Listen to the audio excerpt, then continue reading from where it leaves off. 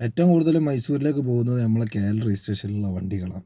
അതുകൊണ്ട് തന്നെ ഈ കർണാടകക്കാർക്ക് നമ്മളെ KL കണ്ടാൽ കലിപ്പുവാണ്. അതായത് കലിപ്പ് മീൻസ് കർണാടക പോലീസുകാർക്ക്. ഞാനീ പറയാൻ കാരണം എന്താ വെച്ചാൽ ഈബുൾ ജെറ്റിൻ്റെ ഒരു വീഡിയോ കണ്ടിരുന്നു.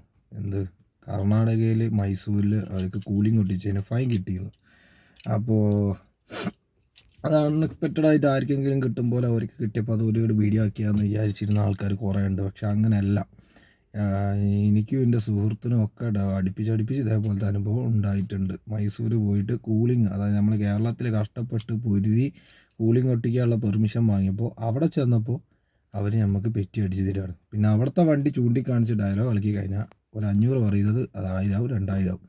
അപ്പോൾ 500 1000 പറയുകയാണെങ്കിൽ മെല്ലെ പേശി 250 റുപ്യ കൊടുത്ത് കഴിച്ചിലായി വരാൻ കഴിയുമോ നോക്കുക. വെറുതെ ആ വണ്ടിക്ക് ഉണ്ടല്ലോ, നിങ്ങളെ വണ്ടിക്ക് ഉണ്ടല്ലോ എന്ന് വർത്താനം പറയാൻ നിന്നാൽ 500 പറഞ്ഞത് 1000 ആവും, ചിലപ്പോൾ 2000 ആവും.